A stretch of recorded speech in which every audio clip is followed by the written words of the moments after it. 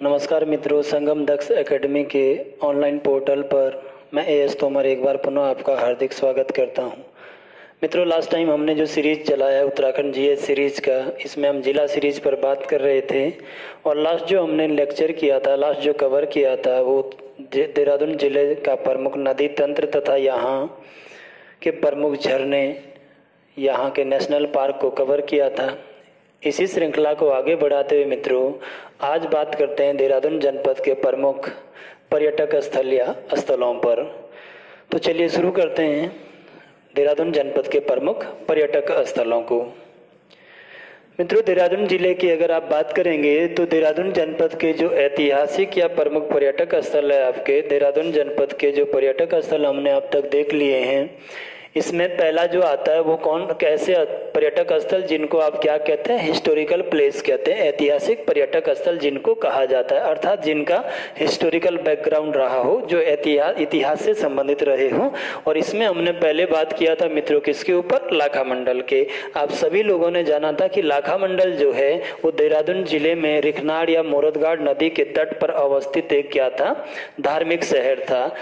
इसके बाद सेकंड हमने देखा था किसको, वैराट खाई या गढ़ विराट आपने जो देखा था, इसमें आपने देखा था कि राजस्थान के जो मत्स्य राजवंश का शासक था राजा विराट, उस राजा विराट ने इस क्षेत्र में या कालसी क्षेत्र के कुणित राज्य पर आक्रमण किया तथा इस स्थान को अपनी राजधानी बनाया, किसको, विराटगढ़ी को या विराट खाई को। और इसी की पुत्री उत्तरा से विवाह हुआ था अभिमन्यु का। देन आपने पढ़ा था हिस्टोरिकल प्लेस में अगला जो जगह था वो कालसी। और कालसी तो आप जानते हैं कि पौराणिक समय से ही मैंने आपको बताया था कि जब पाणिनि ने अष्टाध्यायी लिखा तो उसने स्पष्ट इस शहर का उल्लेख किया था कि यह उत्तराखंड क्षेत्र का सबसे बड़ा क्या था, व्यापारिक नगर था। इसके बाद आगे बढ़े तो आपने देखा बाढ़ वाला या बड़ो वाला, इसमें आपने पढ़ा था कि राजा सील वर्मन इस क्षेत्र का शासक होता था, जो जगत ग्राम क्षेत्र में मित्रों जिसने 4 अश्वमेध यज्ञ करवाए थे, साथ में इसका गरुड़ ईंट वेदिका और ईंट वेदिका अवस्थित था। तो इस प्रकार से हमने इन चारों स्थानों पर बात कर लिया था इतिहास वाले लेक्चर पर, जब देहरादून जिले के हमने प्रमुख ऐतिहासिक स्थल जाने थे। अगले में चलते हैं तो सेकंड मित्रों, जब स्थलों की बात करेगा डिस्ट्रिक्ट में तो सेकंड हम पढ़ेंगे रिलीजियस पैलेस जो है उस जगह के या धार्मिक जो स्थान है उन पर बात करते हैं। तो अगर देहरादून जिले में देखेंगे मित्रों आप, तो पहला जो रिलीजियस प्लेस है जिसका सर्वाधिक यहाँ मान्यता है, ये जो जौनसारी ट्राइब से इसका आराध्य देवता है, और ये हनोल में टॉन्स नदी के तट पर राजा हुणाभाट के द्वारा बनाया गया हूण शैली में एक मंदिर था, जिसके विषय में मैंने आपको स्पष्ट करवा दिया था लास्ट समय में। इसके बाद आगे बढ़ते हैं मित्रों, तो इसके बाद आपको मैंने बताया था क्या, टपकेश्वर महादेव मंदिर। बार बार हम इसके बारे में भी चर्चा किए थे कि ये देहरादून के आसपास ही तमसा नदी के बॉटम पर स्थित है, जहाँ पौराणिक काल में ऋषि द्रोण का आश्रम हुआ करता था। महाभारत कालीन जो ऋषि द्रोण थे उनका आश्रम हुआ करता था। और वर्तमान समय में जो टपकेश्वर मंदिर बनाया आदि गुरु शंकराचार्य के द्वारा जिसकी स्थापना किया गया, वो इसी टपकेश्वर में। आप जानते हैं शिवरात्रि के दिन हर साल यहाँ भी जो है मेले का आयोजन किया जाता है। इसके बाद मित्रों अगली जो बात करी थी आपने रिलीजियस पैलेस की, वो आपका चंद्रबनी था। चंद्रबनी देहरादून के आसपास, जहाँ गौतम कुंड था, महर्षि गौतम ने तपस्या किया अपनी पत्नी अहिल्या तथा पुत्री अंजनी के साथ, और यहीं पर भारतीय वन्य जीव एवं प्राणी उद्यान बनाया आपने कब, 1982 में। आगे आज हम बात करेंगे इसके आगे।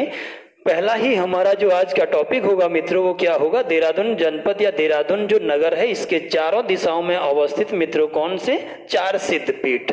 सिद्धपीठों की अगर आप बात करेंगे मित्रों तो ऋषि दत्तात्रेय के ऐसे 84 शिष्य थे जो जादू, तंत्र, मंत्र और टोना तथा वशीकरण में पारंगत थे, और उन्हीं शिष्यों को सिद्ध कवि कहा गया है। तो टोटल मित्रों ये इंडिया में देखेंगे आप तो कितने थे, 84 सिद्ध कवि थे। और 84 सिद्ध कवियों में जो सबसे पहला सिद्ध था वो सरप्पा था, और सरप्पा को ही आप हिंदी का भी पहला कवि कहते हैं या पहला सिद्ध कवि कहते हैं, जिनकी रचना दोहा कोश थी।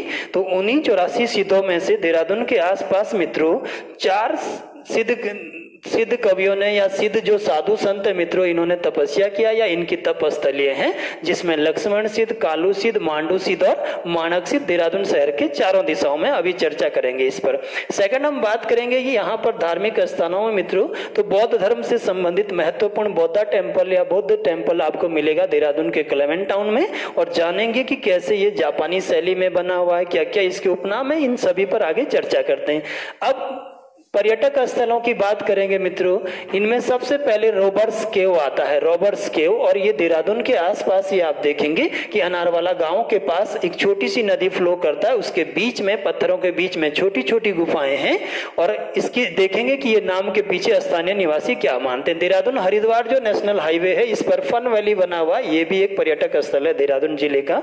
अगला मित्रों बात करेंगे किसके ऊपर, क्लॉक टावर पर या बलबीर टावर पर या घंटाघर पर, जानेंगे कि कितना ऊंचाई है, कब ये बना, किसके द्वारा निर्मित करवाया गया। नेक्स्ट बात करेंगे मित्रों पहाड़ों का जो राजा है, मध्य हिमालय में अवस्थित महत्वपूर्ण पर्यटक स्थल मित्रों क्या, चक्राता। जानेंगे इसके हिस्टोरिकल बैकग्राउंड को, जानेंगे कौन कौन सी चीजें इसके आसपास हैं और क्या क्या उनकी विशेषताएं। अगला बात करेंगे किसका, पहाड़ों की रानी के उपनाम से जिसको आप जानते हैं मसूरी के विषय में, और समझते हैं कि इसका जो है भौगोलिक अवस्थिति कहाँ है, इसके संस्थापक या कौन कौन सी चीजें इसके आसपास आपको देखने को मिलती है। और फिर अंत में चर्चा करेंगे किसका, देहरादून शहर में अवस्थित या देहरादून जिले में अवस्थित किस पर, ऋषिकेश के ऊपर, की क्या ऐतिहासिक मान्यता रही और कौन कौन से ऐसे स्थल यहाँ पर है जो यूके SSSC पैटर्न पर आधारित जो आप पेपर दे रहे हैं उसमें भी पूछे जाने की संभावना होती है। तो चलिए शुरू करते हैं।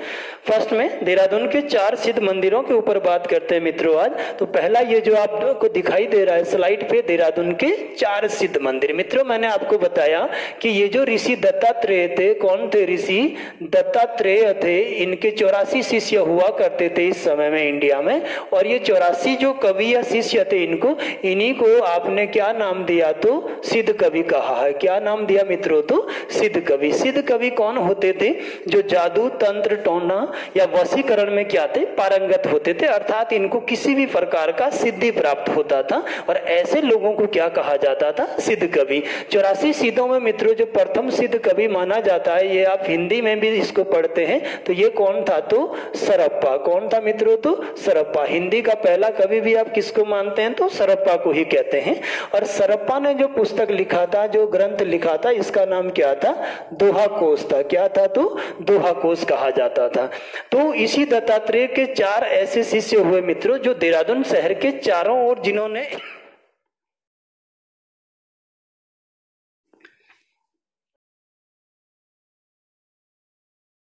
देहरादून शहर के चारों ओर जिन्होंने 4 सिद्धपीठ या इनकी तप स्थलीय रही है मित्रों, ये देहरादून सिटी है।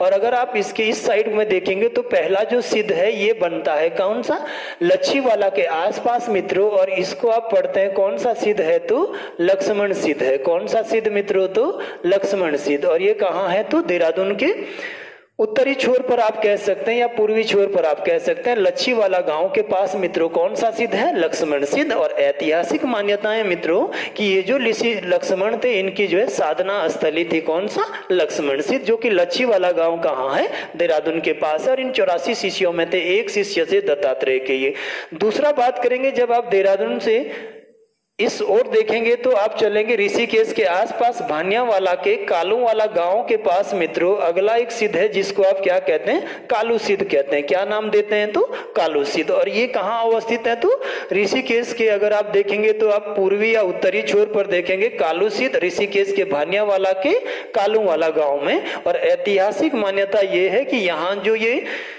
कालू है, ऋषि कालू है, इनका क्या था, तपस्थली रहा है। इसके बाद आप चलेंगे देहरादून के साउथ वेस्ट पोर्शन में तो आप देखेंगे कि यहाँ पर देहरादून के शिमला बाईपास के आसपास बड़ोवाला क्षेत्र के भुट्टी गांव में आपके दक्षिण में सिद्ध बना हुआ है जिसका नाम क्या है, मानक सिद्ध या माणक सिद्ध कहते हैं। तो माणक सिद्ध कहाँ मिलेगा आपको, शिमला बाईपास के आसपास अवस्थित है। और ऋषि मानक की योग साधना या तपस्थली रहा है और उन्हीं का जो है मंदिर इस क्षेत्र में बनाया गया है, बड़ोवाला के भुट्टी गांव के आसपास शिमला बाईपास में। अब आप प्रेमनगर की ओर चलेंगे मित्रों तो पश्चिम में आपको जो सिद्ध मिलेगा वो मिलेगा कौन सा सिद्ध, मांडू सिद्ध। कौन सा सिद्ध मित्रों, तो मांडू सिद्ध आपका इस जगह पर मिलेगा। और मांडू सिद्ध की अगर बात करेंगे आप तो ये देहरादून के पश्चिम में स्थित प्रेमनगर के पास आमवाला क्षेत्र के फुलसानी गांव में बना हुआ है। आमवाला क्षेत्र के किस गांव में, तो फुलसानी गांव में। किसकी तपस्थली रहा है, तो ऋषि मांडू की तपस्थली रहा है। किसकी तपस्थली, मांडू की तपस्थली। और यहाँ जो मंदिर बना हुआ है ना मित्रों, इसके बारे में बात किया जाता है कि यहाँ पर शिवलिंग मौजूद है तथा इस मंदिर की दीवारों पर भगवान गणेश और देवी सरस्वती के क्या है, चित्र भी बने हुए हैं। तथा बसंत पंचमी को प्रत्येक वर्ष इस स्थान पर क्या होता है, तो मेले का आयोजन किया जाता है। तो फर्स्ट मित्रों हमने जाना कि ये जो सिद्ध हैं, ये सिद्ध क्या होते थे, तो सिद्ध जादू तंत्र टोना या वशीकरण में पारंगत ऐसे ऋषि मुनि या ऐसे ऋषि दत्तात्रेय के शिष्य थे जिनको सिद्धि प्राप्त हुआ करता था। और देहरादून शहर के चारों दिशाओं में ये मिलते हैं। अगर आप देखेंगे लच्छीवाला के पास तो यहाँ लक्ष्मण सिद्ध है, ऋषिकेश के भानियावाला में चलेंगे आप तो यहाँ कालू सिद्ध है, अगर आप शिमला बाईपास में चलेंगे तो यहाँ माणक सिद्ध है, और अगर आप प्रेमनगर की ओर आएंगे तो यहाँ कौन सा सिद्ध है, मांडू सिद्ध है। और इन्हीं के नाम पर इन ऋषियों की ये तपस्थली रहा है। चलिए आगे बढ़ते हैं मित्रों, यहाँ से नेक्स्ट देखते हैं। अगली बात करते हैं देहरादून जनपद में अवस्थित मित्रों किसकी, बुद्धा टेम्पल की। किसकी बात करते हैं, तो बुद्धा टेम्पल की। और आप ये देखिएगा ये हमारे पास स्लाइड में जो बना है मित्रों, ये क्लेमेंट टाउन में बना हुआ क्या है, बुद्धा टेम्पल, जो बौद्ध धर्म के लिए क्या है, प्रसिद्ध है। इस मंदिर की जो ऊंचाई है मित्रों वो 203 फीट है। कितना ऊंचा ये टेम्पल है, तो 203 फीट के साथ मित्रों ये दुनिया के सबसे ऊंचे बौद्ध मंदिरों में से एक मंदिर है, जो देहरादून के कहा, क्लेमेंट टाउन में अवस्थित है। और इसके बाहर मित्रों बुद्ध की 103 फीट ऊंची क्या है, प्रतिमा लगी है। तो कितने फीट ऊंचा है, 103 फीट की ऊंचाई पर इसकी बुद्ध की क्या है, इसके बगल में प्रतिमा लगी है। तथा यहीं पर क्या है, बौद्ध स्तूप या बौद्ध टीले बने हुए हैं। अब हम देखेंगे मित्रों बुद्धा टेम्पल के बारे में कि स्थिति कहाँ है। तो मैंने आपको बताया यह कि देहरादून के कहा, क्लेमेंट टाउन के पास अवस्थित ये बौद्ध टेम्पल है, जो 203 फीट ऊंचा एक मंदिर है तथा बुद्ध की 103 फीट ऊंची यहाँ क्या लगी हुई है, मूर्ति लगी हुई है। इसकी स्थापना की बात करेगा तो इसकी स्थापना की अगर आप देखेंगे तो इसकी स्थापना 1965 में किसके द्वारा किया गया था, तो कोहेन रिनपोहे, एक तिब्बती व्यक्ति है। कौन, कोहेन रिनपोहे। और इन्होंने ही इसको बनाया कब, 1965 में, 1965 में। अगर आप देखेंगे यहाँ जो स्तूप है या ये जो बाहर मूर्ति बनाई गई है, ये दोनों ही अक्टूबर 2002 में इनकी स्थापना तथा उद्घाटन तिब्बती धर्मगुरु किसके द्वारा, दलाई लामा के द्वारा जो है स्थापना किया गया था। इसके बाद हम देखेंगे कि बौद्ध मठ जो है आपका, इसके उपनाम क्या है मित्रों, तो पहला इसको निंगमा कहते हैं, दूसरा बौद्ध मोनेस्ट्री कहते हैं, तीसरा रोलिंग मठ कहते हैं और चौथा बौद्ध गार्डन कहते हैं। रोलिंग मठ आप जानते हैं कि तिब्बती धर्म में या तिब्बती धर्म में जब भी आप मन्नतें प्राप्त करते हैं तो इनके मंदिरों के बाहर इस टाइप का एक रोलर लगा होता है जिसको आपको क्या है, घुमाना होता है। और जितना तेजी से आप घुमाएंगे उतना ही आपका क्या है, जो भी आप जो है मांग करते हैं, जो भी आप जो है यहाँ पर मांग करते हैं वो पूरी होती है, ऐसा माना जाता है। तो रोलिंग मठ इसके उपनाम है, ठीक है ना। अगला बात करेंगे मित्रों, जो यूके SSSC पर आपके लिए क्वेश्चन बनना है अभी सबसे ज्यादा जो संभावना है वो ये है कि इसका निर्माण किस शैली में हुआ है, तो ये जापानी वास्तुकला की शैली पर बना हुआ क्या है, एक मंदिर है। आगे देखते हैं यहाँ बौद्ध धर्म की शिक्षा से संबंधित या इस क्षेत्र में मित्रों बौद्ध धर्म की शिक्षा दी जाती है। बौद्ध धर्म की जो शिक्षा दी जाती है किस क्षेत्र में, यहाँ पर आप देखेंगे मित्रों कि भारतीय संविधान का आर्टिकल 29, जो आपको आर्टिकल 29 और 30 दोनों ही किससे संबंधित है, माइनॉरिटीज से संबंधित है। और बौद्ध जो है इंडिया में वो 6 माइनॉरिटीज में से एक माइनॉरिटी है जिनको आर्टिकल 30 के तहत अपनी धार्मिक शिक्षा देने का क्या है, अधिकार दिया है। इनका क्या है, फंडामेंटल राइट्स है। और इसी आर्टिकल के तहत यहाँ पर ये अपने धर्म की अभिवृद्धि के लिए मित्रों स्कूल बनाए हुए हैं, अपने जो है स्कूल बनाए हैं तथा यहाँ बौद्ध धर्म की शिक्षा देते हैं। और यहाँ से जो छात्र शिक्षा प्राप्त करते हैं मित्रों, ये ग्रुप सी ने भी पूछा हुआ क्वेश्चन है, उनको क्या कहा जाता है, तो लामस कहा जाता है। और ऐसे ही यहाँ पर 3-4 इन्होंने स्कूल बनाए हैं बौद्ध धर्म की शिक्षा के, जिसमें पहला है निंगमा, दूसरा है साक्यू, तीसरा है कुजुयू और चौथा है गोलकू। और ये किससे संबंधित है, तो बौद्ध धर्म की शिक्षा से संबंधित यहाँ पर क्या है, विद्यालय है। यहाँ प्रत्येक यहाँ से लगभग हर साल 500 लामस बौद्ध शिक्षक है, बौद्ध बच्चे हैं जो शिक्षा प्राप्त कर लेते हैं, उनको क्या कहते हैं, तो लामस कहते हैं, वो शिक्षा प्राप्त करते हैं। और आगे बढ़ेंगे तो यहाँ जगह जगह पर लोहे के बड़े बड़े रोलर घुमाने के लिए बने हुए हैं, जिससे मनोकामना क्या है, पूरी होती है। इसीलिए रोलिंग मठ मैंने आपको बोला है। तो अभी जाना आपने किसके बारे में, बौद्ध बुद्धा जो टेम्पल है स्थिति कहाँ है? क्लेमेंट टाउन देहरादून में। कब बना था? 1965 में। यहाँ पर बुद्ध मूर्ति तथा स्तूप का उद्घाटन किया दलाई लामा ने 2002 में। उपनाम क्या है? निंगमा बौद्ध मोनेस्ट्री, रोलिंग मठ तथा बौद्ध गार्डन किस शैली में बना है मित्रों? तो जापानी शैली में बना हुआ ये मंदिर है। और यहाँ निंगमा, साक्यू, कुजुयु तथा गोलकु क्या है? बौद्ध धर्म से संबंधित शिक्षा देने वाले प्रमुख इनके स्कूल रहे और तथा इन छात्रों को यहाँ पर क्या कहा जाता है? तो इनके लिए जो शब्द आप प्रयोग करते हैं वो क्या है? इनके लिए लामस शब्द का प्रयोग करते हैं। आगे बढ़ते हैं, यहां से नेक्स्ट देखते हैं। इसके बाद बात करते हैं देहरादून के किसकी? क्लॉक टावर की या घंटाघर की। किसकी बात करते हैं? तो देहरादून के क्लॉक टावर या घंटाघर की बात करते हैं। किसकी बात करते हैं? देहरादून के क्लॉक टावर या घंटाघर के विषय में बात करते हैं मित्रों। किसके विषय में? क्लॉक टावर या घंटाघर। अगर इसकी स्थापना आपसे पूछेगा कभी भी, तो इसकी जो नींव रखी गई थी मित्रों, ये कितने को रखी गई थी? 24 जुलाई 1948 को इसकी नींव रखी गई थी। अर्थात पहला जो इसका नींव रखा गया था, ये आपका जो है घंटाघर जो आपको स्लाइड पे दिखाई दे रहा है, इसकी नींव कब रखी गई? तो 24 जुलाई 1948। और जब इसकी नींव रखी गई तो 24 जुलाई 1948 को उत्तर प्रदेश की पहली महिला जो राज्यपाल है, भारत के किसी भी राज्य की पहली महिला राज्यपाल बनी थी मित्रों। कौन? सरोजिनी नायडू। और वो किस राज्य से संबंधित थी? तो उत्तर प्रदेश से। इन्होंने मित्रों इसकी क्या है? नींव रखी थी। किसकी? ये जो घंटाघर, बलबीर टावर या क्लॉक टावर आप कहते हैं, इसका नींव रखा था। कब? 24 जुलाई 1948 को। फिर हमने देखा कि इसका जो है आगे बढ़ा समय, तो इसका निर्माणकर्ता किसको माना जाता है? आनंद सिंह रईस मित्रों, इसको माना जाता है किसका? घंटाघर का क्या? निर्माणकर्ता। और आनंद सिंह रईस ने अपने पिता बलबीर सिंह रईस की स्मृति में बनाया था किसको? इस क्लॉक टावर को या घंटाघर को। ये क्लॉक टावर मित्रों जो आपका कितना ऊंचाई रखता है? तो 85 फीट ऊंचा है। कितना ऊंचा है? तो 85 फीट ऊंचा क्या है? क्लॉक टावर या घंटाघर है। अब हम देखेंगे मित्रों आगे कि आनंद सिंह रईस ने बनाया बलबीर सिंह रईस की स्मृति में, तभी तो इसका उपनाम क्या है? बलबीर टावर। या मित्रों इसको क्या कहते हैं? Clock tower. या आप अगला क्या कहते हैं? तो घंटाघर। तो विदित ही है सबको कि घंटाघर भी इसका क्या है? नाम। अब देखेंगे कि जब ये 5 सालों में बनकर तैयार हुआ मित्रों, तो 19 अक्टूबर 1953 को इसका जो उद्घाटन समारोह हुआ, जब ये बनकर तैयार हुआ, इसमें जो उद्घाटन समारोह में हमने बुलाया था किसको? लाल बहादुर शास्त्री को, जो तत्कालीन समय में भारत के रेलवे तथा परिवहन क्या थे? मिनिस्टर थे जवाहरलाल नेहरू सरकार में। और उन्होंने ही उद्घाटन किया था किसका? क्लॉक टावर का। ठीक है ना। आगे बढ़ते हैं, यहां से नेक्स्ट देखते हैं। अगला आपने देखा मित्रों किसको? चक्राता के बारे में बात किया। और चक्राता को अगर आप देखेंगे मित्रों, तो चक्राता जो है ये मध्य हिमालय के इस माउंटेन रेंज में अवस्थित है। मध्य हिमालय में स्थित एक क्या है?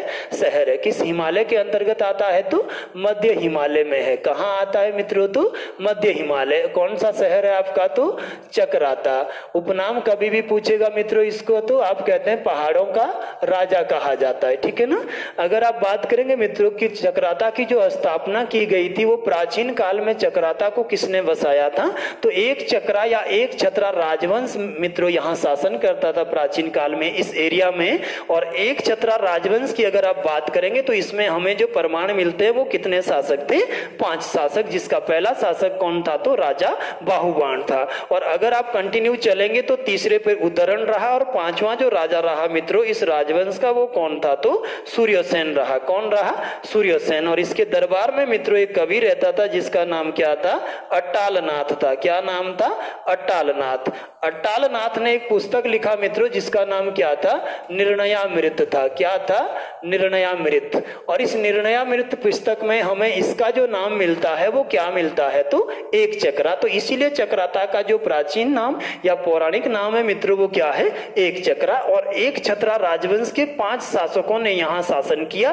पहला बाहुबाण था, तीसरा उदरण था, और 5वां सूर्यसेन। ये 3 शासक यहाँ शासन करते थे, तभी इसको एक चक्रा कहते हैं। और ये पूछा हुआ प्रश्न है आपके स्टेट का जो जितनी भी प्रतियोगी परीक्षाएं हैं, रिपीट क्वेश्चन है। इसके बाद आधुनिक चक्राता की बात करेंगे मित्रों कि ये जो वर्तमान समय का चक्राता है, इस वर्तमान समय का चक्राता जो आपको स्लाइड में दिख रहा है, ये आधुनिक चक्राता, ये वाला, इसका खोज किसने किया था? पहली बार वर्तमान समय में इसको किसके द्वारा खोजा गया था? तो मित्रों 1860 ईस्वी में ये जो जॉन फॉरेस्ट थे, जॉन फॉरेस्ट अगर आपको याद होगा तो आपने देखा था कि कालसी जो शिलालेख था मित्रों, ये भी 1860 में किसने खोजा था? जॉन फॉरेस्ट ने। और उसके बाद चक्राता को भी पहली बार 1860 में किसके द्वारा खोजा गया था, तो जॉन फॉरेस्ट के द्वारा।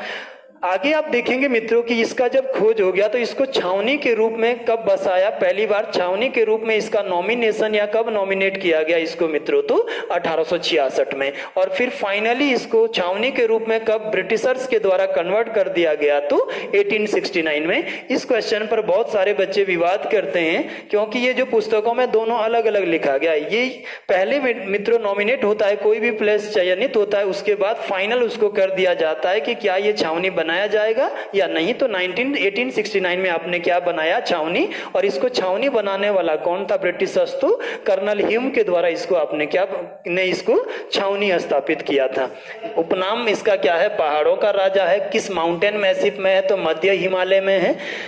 प्राचीन काल में नाम क्या है, एक चक्रा है ना। वर्तमान समय में किसने खोजा, जॉन फॉरेस्ट ने खोजा। आगे मित्रों ये मध्य हिमालय में समुद्र तल से इस शहर का जो ऊंचाई वो कितना है, तो 2118 मीटर की ऊंचाई पर है ये क्या, समुद्र तल से। और भारत में जो सी लेवल है, कोई भी प्लेस आप डिनोट करते हैं मित्रों, ये चेन्नई से लिया जाता है, तमिलनाडु का जो कैपिटल है वहीं से हम सी लेवल को काउंट करते हैं। तो ये चेन्नई की अपेक्षा अगर हम देखेंगे तो 2118 मीटर की क्या है, ऊंचाई पर अवस्थित है। नेक्स्ट आगे बढ़ेंगे, आप देखेंगे इससे आगे अगला जो स्थान है इसी में देखेंगे मित्रों कि चक्राता की जो सबसे ऊंची चोटी है वो कौन सा है, चिलमेरी टॉप है। और इसका जो ऊंचाई दिया गया है वो कितने मीटर ऊंचाई पर स्थित है, ये तो समुद्र तल से 3000 मीटर की ऊंचाई पर अवस्थित है तथा चक्राता का सबसे हाईएस्ट माउंटेन माना जाता है या चोटी मानी जाती, किसको, चिलमेरी टॉप को। आगे देखते हैं देवबंद चक्राता के पास एक महत्वपूर्ण क्या है, हिल स्टेशन है तथा हाल ही में यहाँ पर क्रिप्टो गार्डन की क्या किया गया, क्रिप्टोगेमिक गार्डन की क्या किया गया है, तो स्थापना किया गया है। कहां पर, देवबंद चक्राता के अंतर्गत। नेक्स्ट देखेंगे यहीं पर चक्राता के पास ही महत्वपूर्ण पर्यटक स्थल है कौन सा, रामताल गार्डन। और स्वतंत्रता संग्राम सेनानी कह लीजिए आप वीर केसरी चंद का ये क्या है, तो जन्मभूमि रहा है। किसका जन्मभूमि रहा है, तो वीर केसरी चंद का जन्मभूमि रहा है क्या, रामताल गार्डन के आसपास वाला जो एरिया है आपका, ये किसका जन्मभूमि रहा है, तो वीर केसरी चंद का ये जन्मभूमि। ये आपका क्रिप्टोगेमिक गार्डन आपको दिखाया गया यहीं पर। और ये आपका चिलमेरी टॉप है मित्रों जो चक्राता के आसपास है। और चक्राता की क्या है, सबसे ऊंची चोटी ये मानी जाती, क्या मानी जाती, चक्राता की सबसे ऊंची चोटी, जिसकी ऊंचाई कितनी है, तो 3000 मीटर है समुद्र तल से। आगे बढ़ेंगे यहां से तो आपने देखा मित्रों कि ये जो वीर केसरी चंद जी हैं इनका जन्म 1 नवंबर 1920 को हुआ था चक्राता के पास। किस गांव में, तो क्यावा गांव में इनका जन्म हुआ था। कब, 1 नवंबर 1920 को। 21 साल की अवस्था में मित्रों हम देखेंगे कि ये जो वीर केसरी चंद जी हैं ये आपका royal Indian army service corps में भर्ती हो जाएंगे। कब, 10 अप्रैल 1941 को। और इस प्रकार से ये जो है सैनिक के रूप में अपना जीवन प्रारंभ करते हैं, कितने वर्षों में, 21 सालों में। और जैसे ही आर्मी में या सेना में ये पहुंचेंगे मित्रों तो पहला ही बैटल ये मलाया युद्ध में पहुंचेंगे। और यहाँ जापान की जो फौज है, इस जापान की फौज के द्वारा इनको पहली बार गिरफ्तार किया जाएगा। कब, 1941 में। इसके बाद आगे बढ़ेंगे आप तो देखेंगे कि इसके उपरांत ये आजाद हिंद रेजिमेंट से जुड़ेंगे सुभाष चंद्र बोस की। और फिर 1944-45 में इन्हें इम्फाल मोर्चे पर तैनात कर दिया जाएगा। कहाँ, इम्फाल मोर्चे पर। और यहीं पर ब्रिटिश सेना के द्वारा इनको गिरफ्तार किया जाता है तथा 3 मई 1945 को लगभग 25 वर्ष की अवस्था में मित्रों इनको क्या है, फांसी दे दी जाती है। अल्पायु में ही क्या है, फांसी दे दी जाती है। और इन्हीं की स्मृति में ये जो रामताल गार्डन या रामताल है मित्रों आपका, इस रामताल में प्रत्येक वर्ष 3 मई को एक भव्य मेले का क्या है, आयोजन किया जाता है। नेक्स्ट आगे बढ़ते हैं यहां से। अगला हम देखेंगे मित्रों की चक्राता में ही क्या है, मोइला टॉप है। मोइला टॉप जो पर्यटक स्थल है मित्रों ये कहाँ है, चक्राता में। और मोइला टॉप के अंतर्गत आप देखेंगे कि कौन सी गुफा यहाँ पर बनी हुई है, तो बुधेर की, वो भी इसी जगह पर है। कौन सी गुफा, बुधेर गुफा। ये क्या है, मोइला टॉप, ये क्या है, बुधेर गुफा। कहाँ है, चक्राता के आसपास ही। और अगर हम देखेंगे मित्रों की इस मोइला टॉप को पहली बार विश्व के मानचित्र पर या पहली बार इसको जो है किसने खोजा था, तो जर्मनी के नागरिक थे मित्रों जिनका नाम क्या था? सरमोइला के नाम से आप जानते हैं। किस नाम से जानते हैं? सरमोइला कहा जाता है, जिनको इन्हीं के नाम पर इनका जो नाम है वो क्या रख दिया गया है? तो मोइला टॉप कर दिया गया है। अगला हम देखेंगे मित्रों कि मुंडाली नामक पर्यटक स्थल भी जो है वो कहाँ है? चक्राता के पास ही है। और यह देहरादून जिले का एकमात्र स्थान है जो किसके लिए फेमस है? स्कीइंग के लिए फेमस है। बर्फ पर होने वाली जो खेल होते हैं, जो क्रीड़ाएं होती है, आप देखते हैं मित्रों कि भारत दुनिया में विंटर ओलंपिक शुरू हुआ।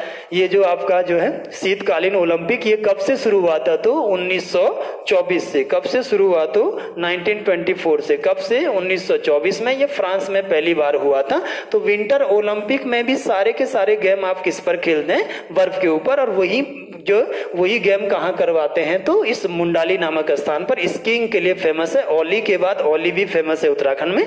अगला मित्रों अन्य पर्यटक स्थल देखेंगे तो विषपुरिया नामक गुफा चक्राता में है। कैराना जो पहाड़ी मित्रों वो आपको कहाँ मिलेगा? चक्राता में। हाथिनी कुंड आपका जो है चक्राता में। चित्ताहरण महादेव मंदिर आपका चक्राता में। बालिनी देवी मंदिर मित्रों आपका क्या? चक्राता में। ये सभी पर्यटक स्थल कहाँ है? चक्राता में। और स्कीइंग के लिए मोइला टॉप को आप देख सकते हैं मित्रों, ये जो स्लाइड पे आपको दिख रहा है ये आपका मुंडाली क्या है? स्कीइंग के लिए फेमस जो स्थान है चक्राता का या देहरादून जिले का, वो एकमात्र स्थान आपका मुंडाली है। ठीक है ना? चलिए आगे देखते हैं नेक्स्ट इससे बात। अब मित्रों देहरादून जिले का एक और महत्वपूर्ण पर्यटक स्थल है मसूरी, जिसको आप पहाड़ों की रानी कहते हैं मित्रों। और मसूरी की भी अगर आप बात करेंगे तो ये भी मित्रों मिडिल हिमालयन रेंज के ऊपर पड़ने वाला एक क्या है? शहर है। किसके ऊपर? तो मध्य हिमालय के ऊपर अवस्थित क्या है? एक शहर है। कौन? मसूरी। कौन सा शहर आपका? तो मसूरी। मसूरी की अगर स्थापना की बात करेंगे तो मसूरी का जो संस्थापक था मित्रों वो ईस्ट इंडिया कंपनी में बंगाल आर्मी में काम करने वाला कौन था? कैप्टन यंग था। किसने स्थापित किया था? तो कैप्टन यंग ने। किसने मित्रों? तो कैप्टन यंग ने। कैप्टन यंग की अगर बात करें मित्रों तो ये मूल तो कहाँ का था? आयरलैंड का।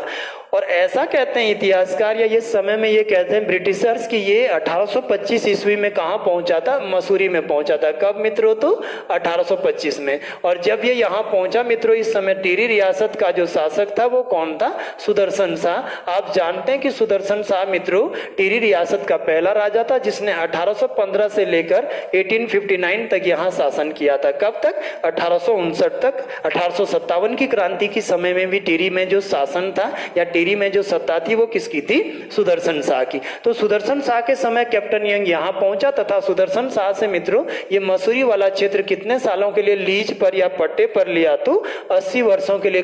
कहां? लीज या पट्टे पर लिया इसने। कितने सालों के लिए? तो 80 वर्षों के लिए इसको क्या? पट्टे पर लिया। और यहीं पर बसाया इसने कौन सा शहर? मसूरी शहर। कब बसाया मित्रों? तो 1825 में। कब? 1825 में। किससे लिया था? तो सुदर्शन शाह से पट्टे पर लिया था, जैसा कि मैंने आपको बताया। मसूरी का नाम जो मसूरी रखा मित्रों, यहाँ उगने वाली जो मंसूर नामक वनस्पति है इसी के कारण मसूरी कहा जाता है। आगे बढ़ेंगे मित्रों तो सीधा क्वेश्चन रहता है कि बताओ गंगोत्री तथा यमुनोत्री धामों का जो एंट्री गेट है, जो प्रवेश द्वार है या जिससे होकर आप यहाँ पहुंचते हैं आसानी से, वो कौन सा है? तो मसूरी को ही माना जाता है। नेक्स्ट आगे बढ़ते हैं तो आप देखते हैं 1828 ईस्वी में मसूरी में मित्रों सबसे पहली जो इमारत बनाई गई थी वो किस नाम से बनाई गई थी? मलिंगार होटल। किस नाम से? मलिंगार होटल। आप यहां देखिएगा तो मसूरी आपको दिख रहा है स्लाइड में मित्रों, समुद्र तल से कितने ऊंचाई पर है? तो 2005 मीटर की ऊंचाई पर अवस्थित ये क्या है? शहर है, जिसको आप क्या कहते हैं? तो पहाड़ों की रानी के उपनाम से जानते हैं। आगे चलते हैं यहां से तो मलिंगार होटल यहां बनने वाली पहली इमारत थी। 1825 में ब्रिटिशर्स आया और 3 साल बाद ही पहला भवन या इमारत बना दिया इन्होंने। कहा मित्रों?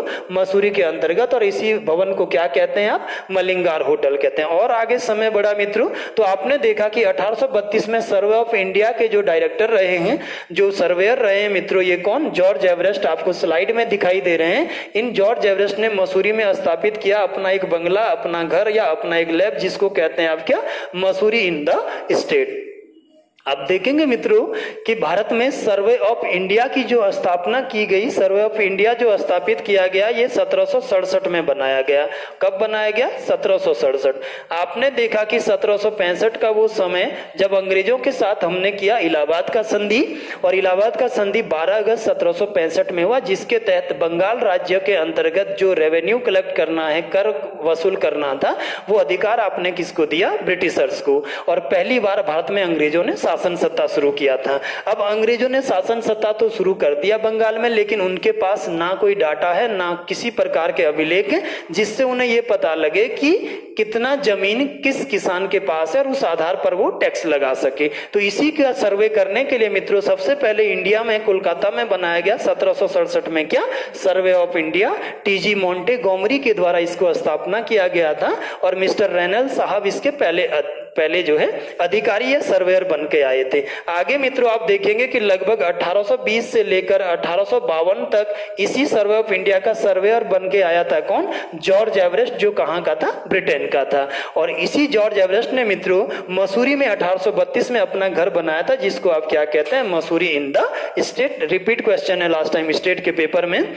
अब आप आगे बढ़ेंगे मित्रों तो यही जॉर्ज एवरेस्ट था जिसने 1852 में पहली बार बताया था किसकी ऊंचाई को? जॉर्ज एवरेस्ट की कितनी? 8848 मीटर। मित्रों ये पहली बार किसने बताया था? तो जॉर्ज एवरेस्ट के द्वारा ही बताया गया था। तो इस जॉर्ज एवरेस्ट ने मित्रों मसूरी में अपना घर बनाया, और उसी को हम किस नाम से जानते हैं? तो मसूरी इन द स्टेट। और जिस पहाड़ी पर इसने अपना ये घर बनाया, अपना ये लैब बनाया, इस पहाड़ी को कहा जाता है क्या? जॉर्ज एवरेस्ट पहाड़ी। और जॉर्ज एवरेस्ट मित्रों मसूरी की तीसरी सबसे ऊंची क्या है? चोटी है, जो 1900 मीटर के लगभग ऊंचाई वाली चोटी है। चलिए यहां से आगे बढ़ते हैं, अगली बात करते हैं मित्रों 1836 की। 32 में हमने जाना, देखो सबसे पहले सीक्वेंस जानिएगा। 1825 वो फर्स्ट टाइम जब आयरलैंड का बंदा कैप्टन यंग मसूरी आया तथा 80 सालों के लिए मसूरी क्षेत्र को लीज पर लिया, किससे? सुदर्शन शाह से।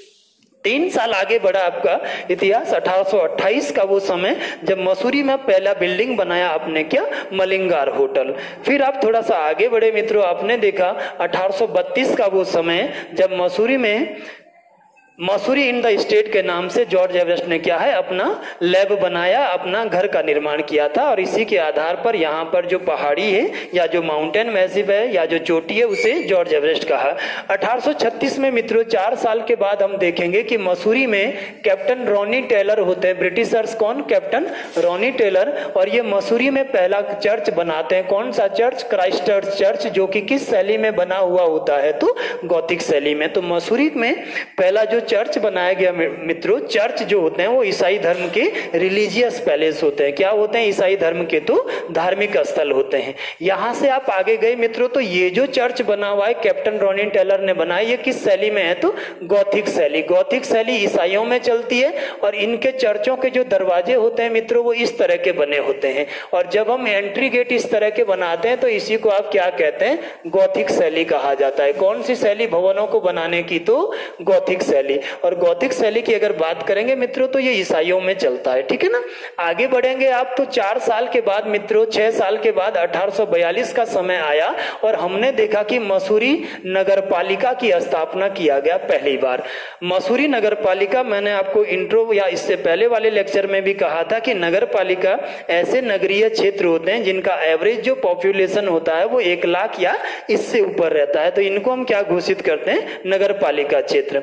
अगर हम बात करेंगे मित्रों मसूरी नगर पालिका की जो बनाया गया था कब? 1842 में। और ब्रिटिशर्स की बात करेंगे जिसने बनाया था तो सर फ्रूट महोदय के द्वारा मित्रों मसूरी नगर पालिका की स्थापना की गई थी। किसके द्वारा? फ्रूट महोदय के द्वारा। ये टेम्परेरी नगर पालिका होता है मित्रों। आगे देखेंगे आप इसके बारे में। तो 1873 में इसको परमानेंट नगर पालिका का दर्जा दिया जाता है। परंतु यूके SSS या अभी तक जो पेपर पूछे गए हैं या जितने बार ये प्रश्न पूछा है तो यही रहा है कि 1842 में उत्तराखंड की पहली नगर पालिका बनाया गया था। किसको? मसूरी को। उत्तराखंड की तथा गढ़वाल की पहली नगरपालिका, मसूरी कुमाऊं क्षेत्र की पहली नगरपालिका 1864 में आपने अल्मोड़ा को बनाया, रेवरेंड साहब के द्वारा बनाई गई थी वो नगरपालिका। यहां से आगे बढ़ेंगे मित्रों तो आप देखेंगे कि 1842 में ही मसूरी से उत्तराखंड का राज्य का पहला समाचार पत्र क्या है, छापा गया था। और इस समाचार पत्र को किस नाम से जाना जाता है, तो द हिल्स के नाम से जाना जाता है। किस नाम से, तो द हिल्स के नाम से। और ये जो है इसका जो संपादक था मित्रों, ये कौन था, जॉन मैकिनन के द्वारा इसको क्या है, संपादित किया गया था। किसके द्वारा, जॉन मैकिनन। क्या छापा गया था, द हिल्स। कितने सालों तक मित्रों ये न्यूज़पेपर चला, तो ये 1842 से लेकर 1850 तक चलता रहा, क्या, द हिल्स। और 1850 में मित्रों इसको क्या है, बंद कर दिया गया था, उत्तराखंड से छपने वाले पहले समाचार पत्र द हिल्स को। आगे बढ़ते हैं मित्रों, तो इसी के एक साल बाद मसूरी में ही हमने किसकी स्थापना करी, मसूरी लाइब्रेरी को बनाया मित्रों। पूछा गया प्रश्न है ये भी कि मसूरी लाइब्रेरी की स्थापना कब की गई थी, तो 1843 में। और ये आपको दिख रहा है मित्रों स्लाइड में, मसूरी लाइब्रेरी मसूरी क्षेत्र में बनाई गई ब्रिटिशर्स के द्वारा, कब, 1843 में। आगे बढ़ते हैं। नेक्स्ट हमने देखा मित्रों कि 1853 में ही मसूरी क्षेत्र में हमने बनाया कौन सा स्कूल, सेंट जॉर्ज स्कूल। 1901 में मसूरी में ही हमने बनाया क्या, वुड स्टॉक स्कूल। इसके बाद आगे बात करेंगे मित्रों तो LBS या लाल बहादुर शास्त्री जो एकेडमी है इसकी बात करेंगे, कहाँ है, तो मसूरी में अवस्थित है। लाल बहादुर शास्त्री की बात, एकेडमी की बात करें मित्रों, ये जो एकेडमी बनाया है आपने LBS मसूरी में, इसमें आपने देखा कि 1 सितंबर 1959 को बनाया गया। बार बार क्वेश्चन आता है और लगभग मैक्सिमम लोग इस बात को जानते भी हैं। तो 1959 से पहले ये जो IS या IS का प्रशिक्षण लोग लेते थे, आप अगर इंडिया में इसका इतिहास देखेंगे मित्रों तो सबसे पहले जब लॉर्ड कॉर्नवालिस इंडिया में होते हैं 1793, तो पहली बार जो है सिविल सेवा का जन्म होता है। और इस 21 अप्रैल 1793 को फर्स्ट टाइम ये नागरिक संहिता के रूप में या नागरिक सेवा के रूप में लाया जाता है। इसके बाद आप देखेंगे कि इसको नाम दे दिया गया क्या, ICS। और 1934 का भारत शासन अधिनियम जब आया तब आपने कहा कि ये जो ICS है या ये जो सिविल सेवा है इसके लिए परीक्षाओं का आयोजन किया जाए, ना कि जातिगत आधार पर लोगों को यहाँ रखा जाए। 1853 में आपने देखा कि ये फाइनल हुआ 1853 के चार्टर एक्ट में कि अब जो है ICS के लिए परीक्षाएं कराई जाएगी। और पहली परीक्षाएं 1854 में कहाँ हुई थी, तो ये आपका लंदन शहर में हुई थी, ब्रिटेन में। इसके बाद 1863 में आप देखेंगे कि सत्येंद्र नाथ टैगोर मित्रों, रविंद्रनाथ टैगोर के जो भाई है वो पहले व्यक्ति है जिन्होंने ICS क्वालिफाई किया था। इसके बाद 1919 का अधिनियम आया और आपने देखा कि भारत में इसमें यह पारित कर दिया गया कि अब ICS की परीक्षाएं क्या है, भारत में भी आयोजित की जानी चाहिए। और 1923 में पहली बार भारत में ICS की परीक्षाओं का आयोजन इलाहाबाद में किया गया। इसके बाद ये महसूस किया गया कि ICS या इसको चलाने के लिए कोई व्यक्तिगत संस्था या कोई संस्था बनाया जाए, तो इसी के लिए मित्रों आपने बनाया क्या, UPSC को। किसको बनाया, UPSC, union public service commission को। और इसके लिए 1923 या 24 में ली कमीशन की स्थापना कर दी। क्या बनाया, ली कमीशन। और इसी की सिफारिश पर 1926 में भारत में किसकी स्थापना हो गई, तो UPSC की। ठीक है, अब ये जो UPSC के लोग हैं जब ये निकल कर जाएंगे तो इनको प्रशिक्षण 1959 से पहले कहाँ दिया जाता था, ठीक है ना। तो इसमें हम जानेंगे मित्रों कि 2 स्कूल हुआ करते थे भारत में, 2 ट्रेनिंग सेंटर इनके होते थे। पहला IAS ट्रेनिंग स्कूल दिल्ली में और दूसरा IAS स्टाफ कॉलेज कहाँ होता था, शिमला, जो 1923 या 26 से लेकर 1959 तक इनको क्या है, प्रशिक्षण देते थे। क्या देते थे, तो प्रशिक्षण देते थे। यहां से आप आगे बढ़ेंगे तो नेक्स्ट आप देखेंगे कि 1 सितंबर 1959 को कब मित्रों, 1 सितंबर 1959 को हमने मसूरी में ही बनाया किसको, लाल बहादुर शास्त्री प्रशासनिक एकेडमी को। और इसके जो प्रथम निदेशक बनाए थे मित्रों इस समय ये कौन थे, AN झा को बनाया गया था। और इसका जो ध्येय वाक्य है, इसका जो मोटो है वो आपका रहता है शीलम परम भूषणम, अर्थात पैसेंस जो है वो मनुष्य का सबसे बड़ा गहना है, और यदि आप धैर्य से कोई भी काम करेंगे तो आप जरूर अपने मंजिल तक पहुंचेंगे। यही इसका क्या है, मुख्य उद्देश्य है या इसका मोटो है। नेक्स्ट आगे बढ़ते हैं यहाँ से। नेक्स्ट देखते हैं मित्रों, 1962 में मसूरी में बनाया गया था किसको, ITM को, institute of technology and management, जो DRDO का क्या है, एक संस्था रही है। तो मसूरी में ITM की स्थापना किया गया था कब, 1962 में। यहाँ से आगे बढ़ेंगे आप मित्रों तो 1970 में आप देखेंगे कि मसूरी में क्या बनाया गया था, रोपवे बनाया गया। और ये जो आपको दिखाई दे रहा है रोपवे, ये कब इसका जो है निर्माण हुआ था, तो 1970 में। आगे चलेंगे मित्रों तो आप देखेंगे यहाँ से कि 1975 ईस्वी में मसूरी में पहली बार क्या बनाया गया था, तो टीवी टावर की स्थापना किया गया था। और ये जो आपको स्लाइड में दिख रहा है टीवी टावर मित्रों, ये कब बनाया गया, 1975 में, तथा इसने कार्य करना कब शुरू किया, तो 1977 ईस्वी में। आगे बढ़ते हैं मित्रों तो आप देखते हैं उत्तराखंड में जब पृथक राज्य की मांग चल रही थी मित्रों, तो 1 सितंबर 1994 को 1994 को सबसे पहले उधम सिंह नगर के खटीमा में पुलिस तथा आंदोलनकारियों के बीच, राज्य आंदोलनकारियों के बीच झड़प हुई, और इसको इतिहास में आप क्या कहते हैं, खटीमा कांड कहते हैं। इसके एक दिन बाद ही मित्रों आप देखेंगे तो 2 सितंबर 1994 को मसूरी में भी ऐसे ही क्रांतिकारियों या राज्यों जो आंदोलनकारी इनके बीच तथा पुलिस के बीच मित्रों झड़प हुई, जिसमें जो है इस स्थान पर 6 लोग हताहत हुए पुलिस के गोली में। जो गोली चलाया गया किसके द्वारा, पुलिस के द्वारा, जिसमें पहला नाम क्या है, 2 महिलाएं मित्रों, ये लास्ट टाइम ग्रुप सी में आपके लिए रिपीट है, हंसा धनाई और बेलमती चौहान, तथा 4 इनमें पुरुष थे, जिनमें पहला नाम है बलवीर नेगी, दूसरा नाम है मदन मोहन ममगाई, तीसरा नाम है मित्रों धनपत सिंह, और चौथा नाम है राय सिंह बंगारी। चौथा नाम है क्या, राय सिंह बंगारी। तो इसमें टोटल कितने लोग हताहत हुए मित्रों मसूरी कांड में, तो 6 लोग, जिसमें बेलमती चौहान और हंसा धनाई भी थे, जो कि आपके यहाँ रिपीट क्वेश्चन है। चलिए यहां से आगे बढ़ते हैं मित्रों, नेक्स्ट देखते हैं इसके बाद। तो मित्रों लास्ट टाइम हमने क्लियर किया किसको, लाल बहादुर शास्त्री प्रशासनिक एकेडमी को। आपने जाना कि 1926 से 1959 तक शिमला तथा दिल्ली में इनको प्रशिक्षण दिया जाता था। इन दोनों को मिलाकर ही आपने LBS बनाया कब, 1 सितंबर 1959 में। यहाँ से आगे बढ़ते हैं मित्रों तो अगला हम पढ़ेंगे मसूरी के हाईएस्ट माउंटेन मैसिव के बारे में बात करेंगे, चोटियों के बारे में बात करेंगे, और इनमें हम जानेंगे कि सबसे ऊंची चोटी मसूरी की मित्रों जो है वो आपकी कौन सी आती है, लाल टिब्बा। कौन सी है सबसे ऊंची चोटी, तो लाल टिब्बा मसूरी की क्या है, सबसे ऊंची चोटी है। और ये आपको जो दिख रहा है मित्रों, ये कौन सा है, लाल टिब्बा।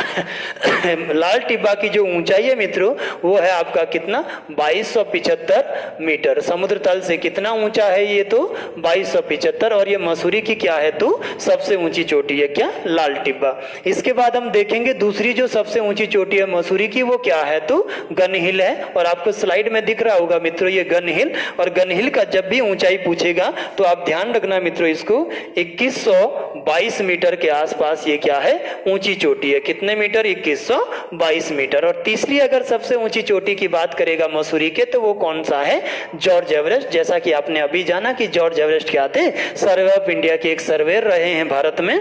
इन्होंने ही माउंट एवरेस्ट की ऊंचाई को पहली बार 8848 मीटर बताया, और इनका जो घर था वो 1832 में मसूरी में बना, जिसका नाम मसूरी इन द स्टेट था। इनको इन्होंने लैब भी बनाया था, और इन्हीं के नाम पर ये जो चोटी है वो जॉर्ज एवरेस्ट के रूप में जानी जाती है। यहां आप देखेंगे मित्रों कि ये जो स्लाइड पे आपको दिख रहा है ये क्या है, जॉर्ज एवरेस्ट का जो है वो चोटी है।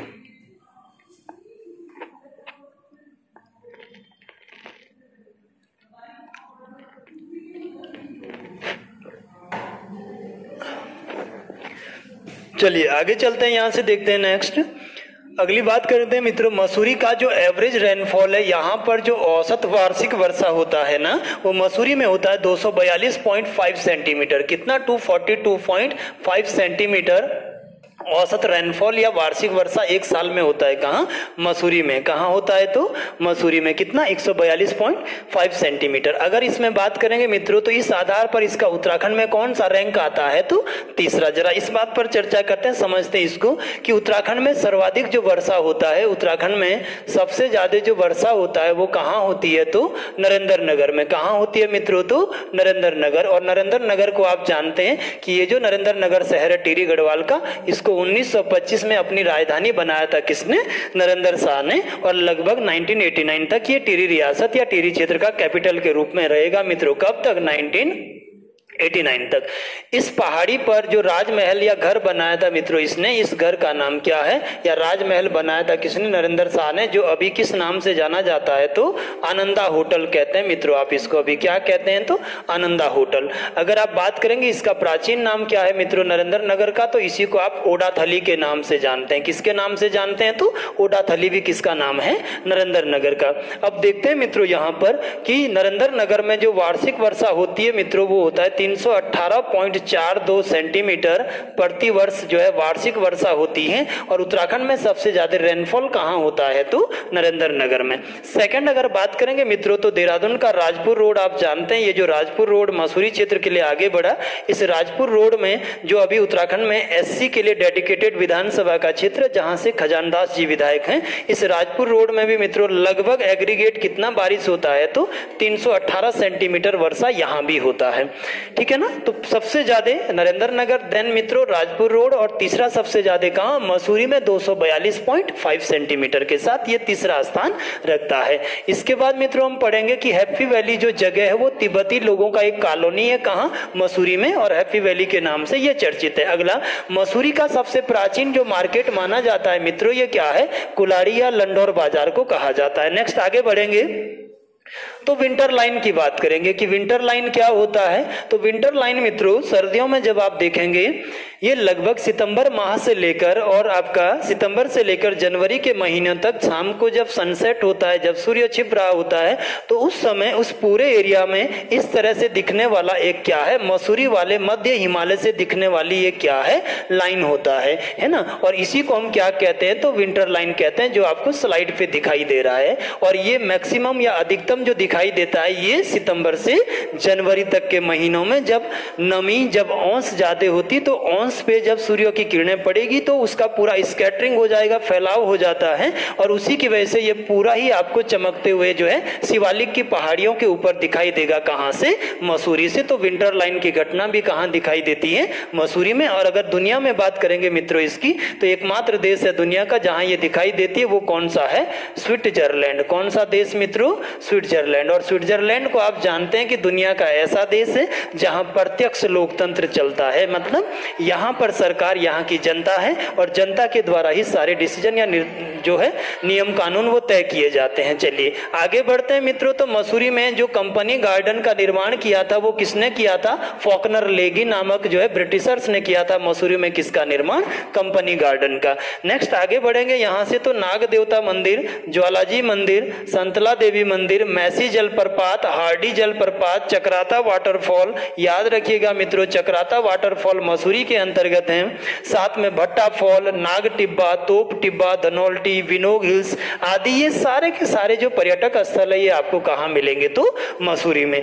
आगे हम पढ़ेंगे मित्रों की चंद्र कुंवर बर्तवाल जो शोध पीठ है ये भी कहाँ अवस्थित है? उत्तराखंड में। तो मसूरी में ही अवस्थित है। कौन सा? चंद्र कुंवर बर्तवाल शोध पीठ। नेक्स्ट चलते हैं आगे, देखते हैं अगली बात करेंगे मित्रों देहरादून जनपद के अंतर्गत एक और प्रसिद्ध पर्यटक स्थल किसका? ऋषिकेश का।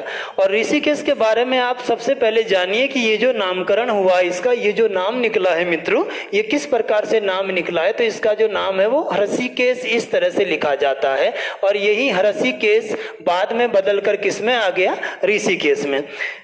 पौराणिक मान्यता या ऐतिहासिक गाथा या यहाँ का इतिहास ये कहता है मित्रों कि ऋषिकेश क्षेत्र में एक ऋषि हुआ करते थे जिनका नाम क्या था?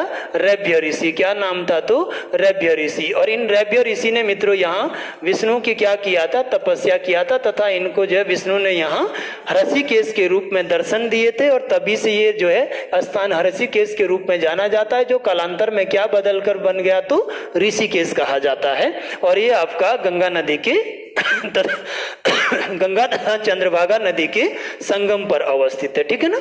अब हम देखेंगे मित्रों कि ऋषिकेश को अन्य किन किन नामों से जाना जाता है। तो पहला इसका नाम क्या है? वीरभद्र। और वीरभद्र इसका जो नाम दिया गया है मित्रों ये कहाँ है? पुराणों में इसका नाम दिया गया है। सेकंड इसको स्कंद पुराण कहा, कुब्जामरक कहा गया है स्कंद पुराण में। तीसरा मित्रों संत नगरी कहते हैं। और चौथा विश्व की योगा राजधानी कहा जाता है। पांचवा ऋषिकेश के उपनाम से ये जाना जाता है। अगला नेक्स्ट मित्रों ऋषिकेश के बारे में जानेंगे। तो ऋषिकेश को जो है गढ़वाल हिमालय का आप क्या कहते हैं, तो एंट्री गेट या प्रवेश द्वार कहा जाता है। किसको? ऋषिकेश को। कुमाऊं का जो एंट्री गेट है मित्रों ये काठगोदाम है। गढ़वाल का जो है आपका ये कोटद्वार है। उत्तराखंड का जो है वो हिमालय कहते हैं। और गढ़वाल हिमालय का अगर एंट्री गेट पूछेगा तो ये आपका क्या है, ऋषिकेश को कहा जाता है। अब आगे देखा मित्रों आपने कि प्राचीन काल में यह ऋषि कण्व की तपस्थली था। ऋषि कण्व ने यहाँ तपस्या किया था। नेक्स्ट आगे बढ़ेंगे मित्रों, तो ये गंगा और किन नदियों के संगम पर है, चंद्रभागा नदियों के संगम पर। लास्ट टाइम भी मैंने आपसे रिवर सिस्टम में डिबेट करवाया था कि ये जो है आपका ये चंद्रभागा नदी चंदवाड़ी ताल से आती है मित्रों, और ऋषिकेश में ये किससे मिल जाती है, तो गंगा नदी से। और इसी के तट पर क्या था, तो ऋषिकेश आपका बसा हुआ है। नेक्स्ट आपने देखा मित्रों कि यह उत्तराखंड का एकमात्र ऐसा स्थान है जहां राम, लक्ष्मण, भरत और शत्रुघ्न के मंदिर एक साथ बने हुए हैं। चारों के मंदिर यहाँ पर क्या है, स्थित है। आपने देखा मित्रों कि ऋषिकेश में पशुलोक पूछा भी जाता है। पशुलोक की स्थापना किसने किया था, तो महात्मा गांधी की शिष्या थी मित्रों, कौन, मीराबेन। मीराबेन ने बनाया था ऋषिकेश में किसको, पशुलोक को, है ना। और मीराबेन को आप कहते हैं मित्रों, तो इसका जो नाम है वो क्या है, मेडलिन स्लेड कहा जाता है। इसका जो वास्तविक नाम है मित्रों मीराबेन का वो क्या है, तो मेडलिन स्लेड इसको कहा जाता है। जबकि सरला बहन को कैथरीन हाइलामन के नाम से आप जानते हैं। तो मेडलिन स्लेड ने बनाया था क्या, 1948 में ऋषिकेश में मित्रों क्या, पशुलोक। ये जो आपको स्लाइड में दिखाई दे रहा है ये आपका क्या है, पशुलोक है ऋषिकेश का, जो 1948 में किसके द्वारा बनाया गया, तो मीराबेन के द्वारा बनाया गया। या मीराबेन को ही आप जानते हैं मित्रों, तो मेडलिन स्लेड के रूप में जानते हैं। नेक्स्ट बात करेंगे इसके बाद 1952 में मित्रों ऋषिकेश जो है, ऋषिकेश को आपने किसका दर्जा दिया, नगर पालिका का। नगर पालिका एक ऐसे एरिया होते हैं जहां का पॉपुलेशन एवरेज रूप से 20,000 से 1 लाख के बीच होता है। अभी उत्तराखंड में टोटल 39 नगर पालिका परिषद है मित्रों। उत्तराखंड की बात करेगा तो मसूरी गढ़वाल की सबसे पुरानी नगर पालिका 1842, कुमाऊं की सबसे पुरानी अल्मोड़ा 1864, सबसे नवीन पौड़ी तथा पिथौरागढ़ नगर पालिकाएं हैं। आगे बढ़ेंगे मित्रों यहां से, तो हम देखेंगे कि 1952 में ये जो ऋषिकेश है इसको आपने क्या बनाया, नगर पालिका परिषद बनाया। तथा 2017 में मित्रों आपने इसको क्या बना दिया, नगर निगम का दर्जा दे दिया। और इस प्रकार ये उत्तराखंड का 7वां नगर निगम बना। कब, 2017 में। 8वां नगर निगम मित्रों कोटद्वार है, जो अभी अभी यूके SSC के पेपर में रिपीट है कि उत्तराखंड का 8वां नगर निगम कौन सा है, तो कोटद्वार। और अभी 31 दिसंबर 2021 को उत्तराखंड का सबसे नवीनतम नगर निगम बनाया आपने, किसको, श्रीनगर को, जो कि पौड़ी गढ़वाल के अंतर्गत है। आगे बढ़ते हैं मित्रों यहां से, तो हम देखेंगे कि ऋषिकेश में ही क्या बना हुआ था, इंडियन ड्रग्स एवं फार्मास्यूटिकल लिमिटेड, दवा बनाने की एक संस्था या कंपनी के रूप में आपने यहाँ स्थापित किया था इसको 1961 में, जो कि 2006 या 9 के बाद पूर्ण तो क्या है, बंद कर दी गई है। तो Indian drugs and pharmaceutical limited कहाँ है, तो ऋषिकेश के अंतर्गत था, जो वर्तमान में क्या है, तो बंद कर दिया गया है। अगला मित्रों ऋषिकेश में एम्स की स्थापना आपने करी कब, 2004 में। कब स्थापित किया इसको, तो 2004 में। और 2012 में जब भारत में कांग्रेस सरकार थी तो गुलाम नबी आजाद ने इसका उद्घाटन किया तथा इसकी शुरुआत करी थी मित्रों फरवरी 2012 के आसपास। तो AIIMS Rishikesh all India institute of medical science जिसको आप कहते हैं, ये 2012 से कार्य करना शुरू किया। कब बना, तो 2004 में। चलिए आगे बढ़ते हैं, देखते हैं नेक्स्ट। इसके बाद बात करते हैं मित्रों ऋषिकेश का लक्ष्मण झूला पुल। लक्ष्मण झूला पुल कहाँ है, तो ऋषिकेश में। यदि आप इसका ऐतिहासिक बैकग्राउंड देखेंगे मित्रों, तो इतिहास ये कहता है कि पौराणिक काल में या रामायण काल में भगवान लक्ष्मण ने इस जगह पर, इसके नीचे जो इंद्रकुंड हुआ करता था, इसको पार करने के लिए यहाँ जूट की रस्सियां का एक झूला पुल बनाया था और उससे पार किया था इस इंद्रकुंड को। और तभी से लक्ष्मण के जी के द्वारा एक झूला के माध्यम से या जूट की रस्सियों के माध्यम से इसको पार किए जाने के कारण ही हमने इसका नाम दिया क्या, लक्ष्मण झूला पुल, जो कि कहाँ है मित्रों, तो ऋषिकेश में अवस्थित है। ठीक है ना। ये देखिएगा केदारखंड के अनुसार पौराणिक काल में इसके नीचे इंद्रकुंड हुआ करता था तथा भगवान लक्ष्मण जी ने यहीं पर जूट की रस्सियों का एक पुल बनाकर इसे पार किया था और तभी से इसका नाम क्या है, लक्ष्मण झूला पुल कहा जाता है। इस पुल की मित्रों लंबाई अगर आप देखेंगे वर्तमान समय में तो ये 140 मीटर लंबा क्या है, एक फुट ब्रिज है, एक पुल बनाया गया है गंगा नदी के ऊपर। और इसकी ऊंचाई कितनी है, तो 22 मीटर ऊंचा है ये ऊंचाई 22 मीटर और लंबाई कितनी 140 मीटर। लास्ट टाइम के वीडियो में मैंने देखा मित्रों कि कुछ ऐसे बच्चे हैं जो बहुत सारी चीजों को अति गहराई पे जाते हैं। यहाँ उद्देश्य आपका ये भी रहना चाहिए कि एग्जाम ओरिएंटेड क्या क्या चीजें हैं, कौन सी चीजें पूछी जाती, कौन सी नहीं पूछी जाती। अब यहाँ पर यदि कोई बच्चा क्वेश्चन कर दे कि इस गार्डर की ऊंचाई बताओ कितना है, इन रस्सियों की लंबाई बताओ कितना है, तो वो बेकार के प्रश्नों से आप भी बचें, अपने कंफ्यूजन को भी बचाएं। ऐसी चीजें तैयार करें जो पेपर में पूछी जाती है कि लंबाई कितनी है 140, ऊंचाई कितनी है 22 मीटर है। क्यों लक्ष्मण झूला कहते हैं? क्योंकि पौराणिक काल में, रामायण काल में लक्ष्मण जी ने जूट की रस्सियां बनाकर इस पुल को पार किया था, तभी से लक्ष्मण झूला कहा जाता है। आधुनिक समय में इस पुल का जो निर्माण करा था वो 1889 में 1889 में कोलकाता के सेठ सूरजमल झुंझुनवाला के द्वारा बनाया गया था मित्रों। ये पुल किसके द्वारा? सूरजमल झुंझुनवाला के द्वारा। और फिर 1924 में लगभग 35 सालों के बाद गंगा नदी में भीषण बाढ़ आती और ये पूरा के पूरा जो आप ब्रिज देख रहे हैं, पुल देख रहे हैं, वो पूरा के पूरा इसमें क्या है, बह जाता है। आगे फिर देखेंगे मित्रों कि उत्तर प्रदेश में PWD जो विभाग है, पब्लिक वर्क्स डिपार्टमेंट या लोक निर्माण विभाग, जिसको बनाया था मित्रों कब? 1854 में। अगर आप बात करेंगे तो इसका जो निर्माण करा था वो 1854 में PWD विभाग बनाया था। किसने? लॉर्ड डलहौजी ने। किसने बनाया था मित्रों? तो लॉर्ड डलहौजी ने। तो उसी PWD विभाग ने 1927 में इसको जो है दोबारा से बनाना शुरू किया, जब ये बह गया था 1924 में। और फिर 11 अप्रैल 1930 को इसको आधुनिक स्वरूप दे दिया गया मित्रों। और इस प्रकार एक बार पुनः इसको क्या है, जनता के लिए क्या है, ओपन कर दिया गया था। ठीक है ना। तो चलिए हमने आज इसमें चर्चा किया मित्रों। अंतिम हम बात करते हैं, आज का जो हमारा अंतिम टॉपिक है या अंतिम जो हम बात करेंगे वो नीलकंठ महादेव मंदिर के ऊपर। और ये आपको जो स्लाइड में दिख रहा है मित्रों, ये क्या है? तो नीलकंठ महादेव का मंदिर है। नीलकंठ के बारे में मित्रों जानेंगे कि जब समुद्र मंथन चल रहा था, जब आपका क्या समुद्र मंथन चल रहा था, तो इस समय आप देखेंगे कि समुद्र मंथन से जो तो अमृत निकला था वो कौन? असुर लोग अपने पास लेकर गए थे, तथा इससे जो है विष भी निकला था, या विष का जो घड़ा या विष जो निकला था मित्रों, इस विष को आप किस नाम से जानते हैं? तो कालकूट विष कहा जाता है। ये उत्तराखंड में रिपीट है क्वेश्चन।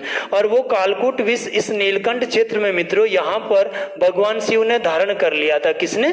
भगवान शिव ने धारण कर लिया था मित्रों। किस विष को? कालकूट विष को। और फिर इतिहास कहता है कि इसी कारण इनकी पत्नी पार्वती ने इस नीलकंठ वाली जगह पर भगवान शिव का गला दबाया, जिससे वो विष उनके पेट तक ना पहुंच सके। और इनका गला इस जगह पर नीला पड़ गया था मित्रों। कैसा पड़ गया था? विष की अधिकता के कारण नीला। और तभी से ये प्लेस, ये जगह आपको किस रूप में जानी जाती है? आप किस नाम से जानते हैं? तो नीलकंठ। किससे संबंधित मित्रों ये जगह है? तो भगवान शिव की आप क्या करते हैं? यहाँ पूजा करते हैं। यहाँ एक चीज स्पष्ट कर लीजिएगा मित्रों कि जो नीलकंठ माउंटेन है, ये पर्वत है, ये आपका पौड़ी गढ़वाल में ऋषिकेश के बिल्कुल सामने पड़ता है।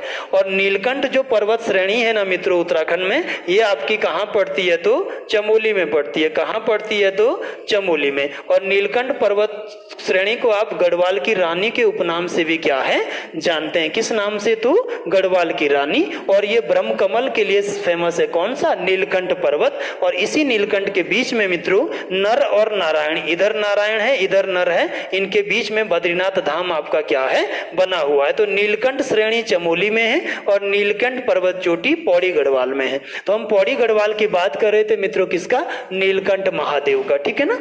अब आगे चलते हैं, यहां से देखते हैं मित्रों कि यहीं पर ऋषिकेश में ही बना हुआ है कौन सा आश्रम बना है? स्वर्ग आश्रम। जो किसने बनाया था मित्रों? तो स्वामी विशुद्धानंद के द्वारा बनाया गया था। और इन्हीं का जो उपनाम है वो क्या कहते हैं आप? तो काली कमली वाला संत भी कहा जाता है। किसको? स्वामी विशुद्धानंद को। तो चलिए आज हमने जाना मित्रों देहरादून जिला सीरीज के अंतर्गत यहाँ पर अवस्थित जितने भी प्लेस थे, जिसमें सबसे पहले हमने पढ़ा था देहरादून के 4 सिद्धपीठ।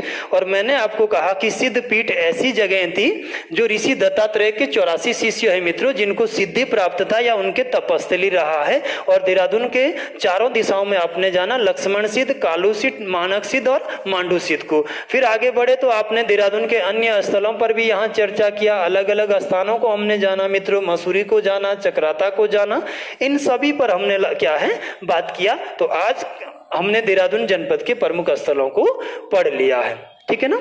आपको ये लेक्चर कैसा लगा? आप अपने व्यू, अपने कमेंट जरूर लिखें। ठीक है ना। चलिए धन्यवाद। नेक्स्ट मिलते हैं अगले क्लास पर, अगले लेक्चर पर।